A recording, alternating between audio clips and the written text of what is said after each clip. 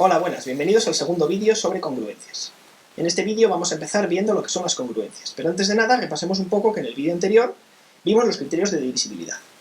Aunque a muchos de vosotros os pueda parecer que dichos criterios son fabulosos, sí que tienen algunos inconvenientes. Por ejemplo, podemos no acordarnos cómo se aplican, o simplemente podemos no conocerlos. ¿Cuál es el criterio de divisibilidad, por ejemplo, del número 37? Es algo que no vimos en el vídeo y que de hecho puede ser bastante complicado. Es más, incluso podemos encontrarnos ejemplos, como en este caso, en los que simplemente no sabemos si dicho número, qué cifras tiene. ¿Vale? En este caso, si nos preguntan si 7 elevado a la n menos 1 es divisible, por ejemplo, entre el número 6 para cualquier valor de n, no podemos saberlo, puesto que no conocemos cuáles son las cifras del número n. Luego, ¿qué técnicas tenemos alternativas a los criterios de divisibilidad para poder abordar este tipo de problemas? Y eso es lo que vamos a ver a lo largo de este vídeo. Incluso podemos tener ejemplos todavía más grandes, como por ejemplo el número 25 elevado a la 3123 más 15. De dicho número sí que podemos conocer cuáles son sus cifras, puesto que es un número bastante grande, que tiene más de 4000 cifras, pero podríamos conocerlas y por tanto aplicar los criterios de divisibilidad. Pero realmente no existe algo más cómodo que abordar estas más de 4000 cifras una a una para comprobar si se puede o no dividir por ejemplo, en este caso, 8.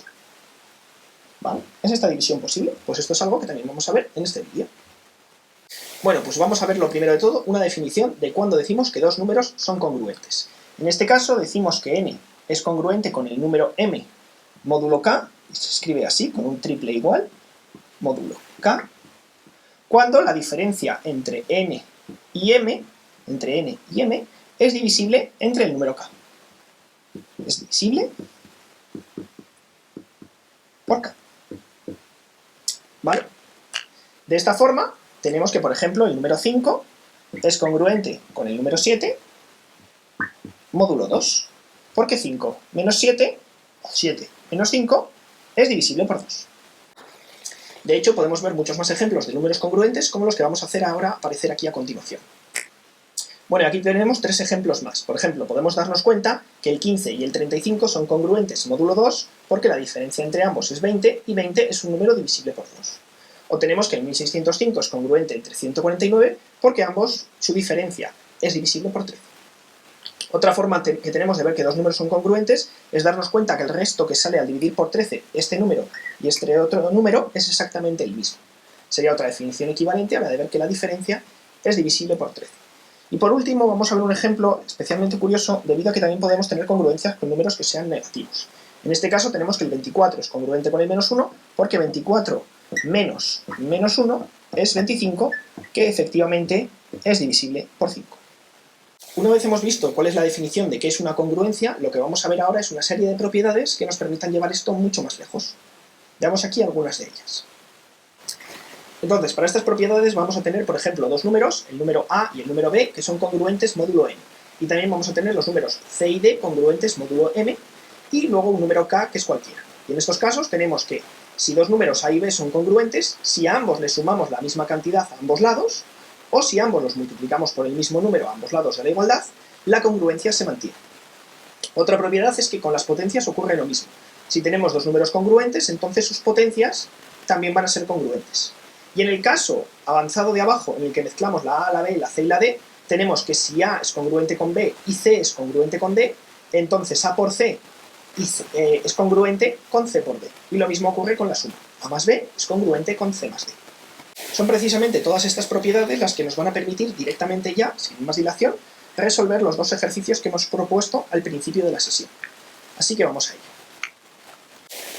Empecemos por 7 a la n menos 1. En este caso tenemos que 7 elevado a la n es congruente con 1 elevado a la n, puesto que 7 es congruente con 1 módulo 6. Y daros cuenta que 1 elevado a la n es exactamente 1. Luego tenemos que 7 elevado a la n menos 1, 7 elevado a la n menos 1, es congruente con 1 menos 1, que es 0. Módulo, siempre en todo este ejemplo, módulo 6. Luego tenemos que 7 elevado a la, 7 a la n menos 1 es congruente con 0 módulo 6, por tanto, 7 a la n menos 1 es siempre divisible por 6, independientemente de cuánto valga n. Veamos ahora el segundo ejemplo, que es muy similar al primero. tenemos el número 25, que en este caso nos podemos dar cuenta que 25 es congruente en módulo 8 con 1. Y también tenemos el número 15, que nos damos cuenta que en módulo 8, 15 es congruente con 7, ambos, como ya hemos dicho, módulo 8. Por tanto, resolver 25 elevado a la 3123 más 15, ambos números son congruentes con 1 elevado a la 3123 más 7. Pero 1 elevado a la 3123 es 1. 7 es 7 y 1 más 7 es 8. Y 8 es congruente nuevamente con 0, siempre en módulo 8. Luego el número inicial, 25 a la 3123 más 5, es efectivamente de nuevo divisible por 8. De hecho, todo esto de las congruencias nos será muy útil para conocer cuál es el resto de dividir entre un número. Por ejemplo, si al dividir n entre m obtenemos el resto k, diremos que n es congruente con k módulo n. Por ejemplo, vamos a utilizar esto para saber en qué número termina 2 elevado a la 60. Lo primero que hay que darse cuenta es que saber en qué cifra termina un número es equivalente a calcularlo cuánto vale módulo 10, puesto que el módulo 10 nos desvelará cuál es su última cifra. La segunda cosa que vamos a utilizar para resolver este ejercicio es darnos cuenta que 60 se puede escribir como 3 por 4 por 5. Así pues, 2 a la 60 lo podemos escribir como 2 elevado a la 3, todo ello elevado a la 4, todo ello elevado a la 5. Vamos poco a poco. 2 elevado a la 3 es lo mismo que 8.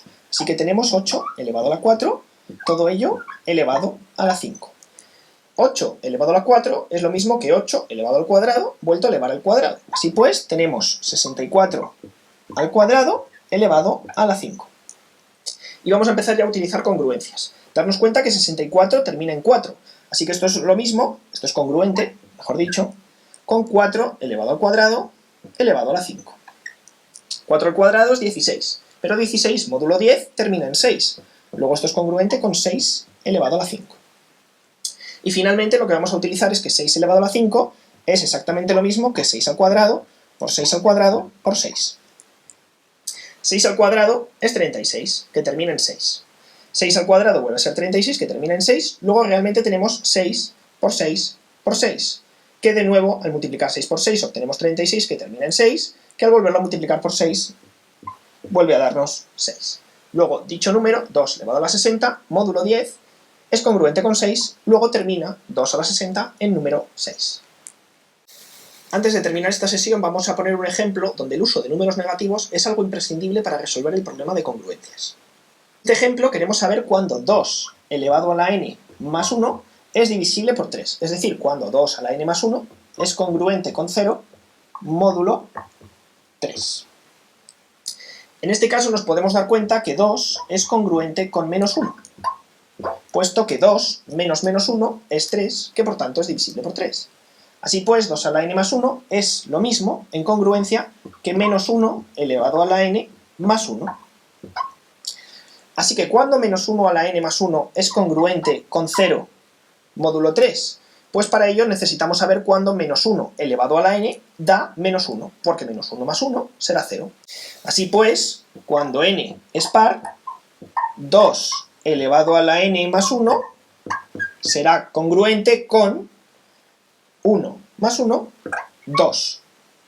Mientras que cuando n es impar, lo que obtendremos será menos 1 más 1, 0, por tanto, 2 a la n más 1 será congruente con 0, módulo 3.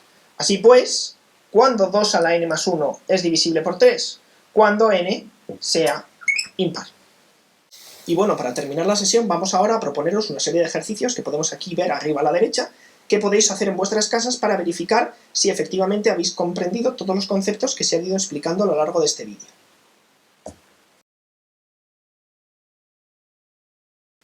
Y como siempre, para aquellos que quieran comprobar si los han realizado o no correctamente, aquí ponemos también las soluciones a dichos ejercicios. Y bueno, esto ha sido todo para esta sesión. Os esperamos en el próximo vídeo. Hasta pronto.